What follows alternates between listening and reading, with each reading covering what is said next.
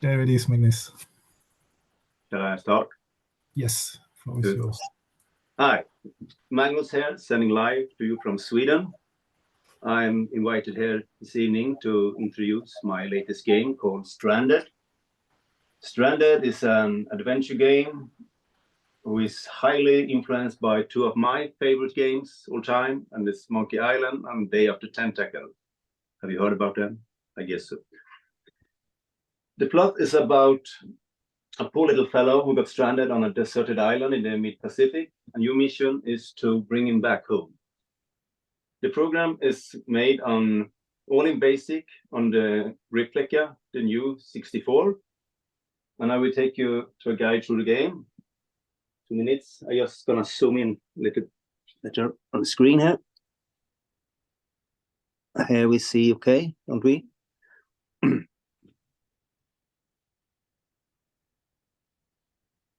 So now we are a little bit into the game where Jack, the main character, is about to post this message in the bottle and hoping for someone to come and help me, come to help him on the island. So I move over here to the ocean and I point that's the bottle with the message. So I drop it here into the ocean, see what happens. Splash. It floats back, so I must find a better place to drop the bottle. So let's explore the island a little bit. Here's my stranded boat. Now we have a broken mast.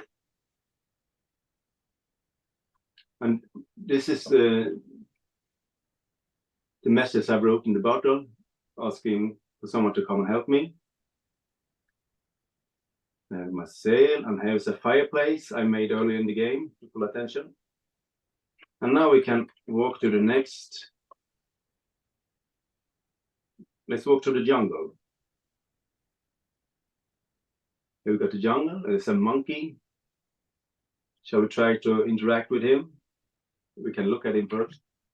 He's a dog-looking, stone-collecting monkey. Can we do with him? Can we talk to him? Hello there, monkey. How are you? Not too much to talk with. We get back to him later. Let's move on. This is the path to the cliffside. Now we've got a cave. And there's the cliff. So I shall try to drop the bottle from the cliff. See if that's better.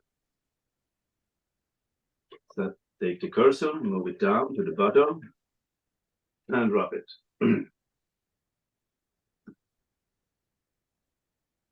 I think that was better. I hope it float away later with the tide. So while we're waiting for the tide, let's explore the island a little bit more. Move back here to the jungle. Move the cursor. Oh, the bottle is floating away. That's great. I hope someone will find it. Now we're back in. Oh, there's the monkey again with a pair of scissors. Weird. And if we walk through the jungle, we get to the other side of the island, the South Beach. Let's take a little look there. Now we got some stuff to interact with. There's an old shipwreck in the background. We got a palm tree with coconuts, I think. Coconuts, yes, we can take a look. That's food supply for a week. That's great to know. And here we have a parrot. Parrot sitting on the mast. That will be perfect because my mast is totally broken, so I need a new one. So I try to pick it up. I don't dare, the parrot might bite me. So some way we got to move the parrot so I can take the mast. But there are puzzles that you have to solve to complete the game. But now let's go back to my stranded boat. Then I will talk a little bit about the code.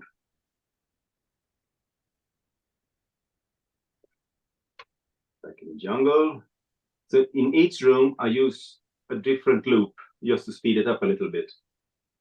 There are 4 loops in the game.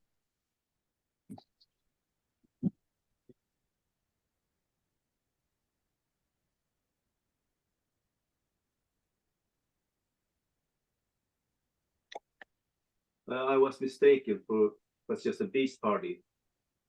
Bad luck. I had to do something more to call the attention. But that's up to you when you play the game to figure out. Now I'm going to talk a little bit about the code.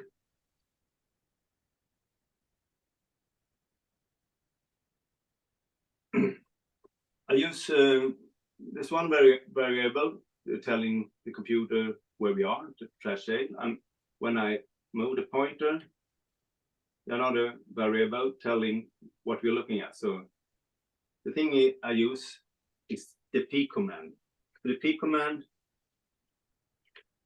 read the first two letters in the word. So peak on that spot makes an A, and then on the second peak is an X, and then must be the word X. An X, I name it a number. I think X is number 11. So I'll break the game here so we can take a little bit look at the code.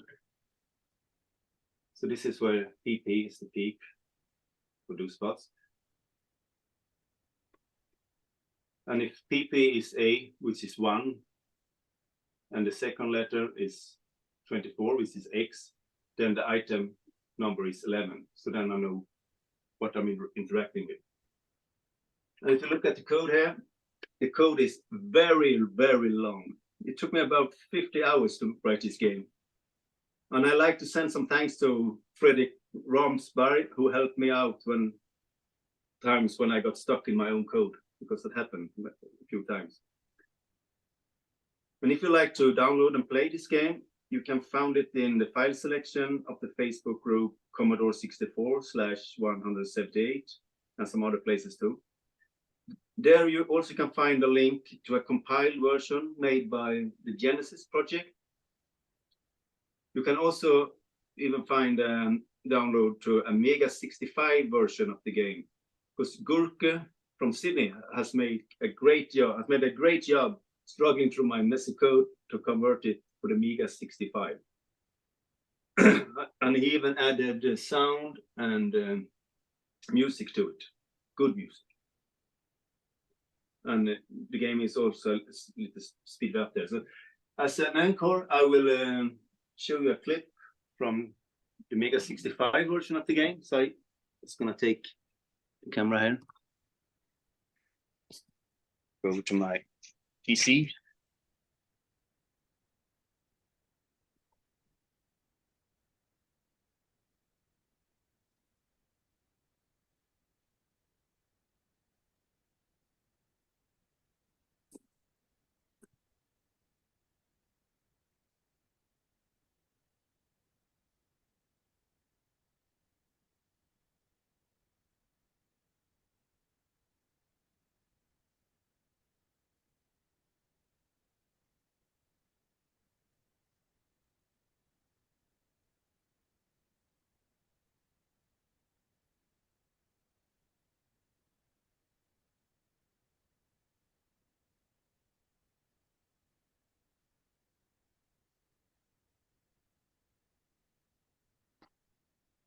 With that dance, it looks like Staying Alive, doesn't it, with John Travolta? Maybe that's a good name.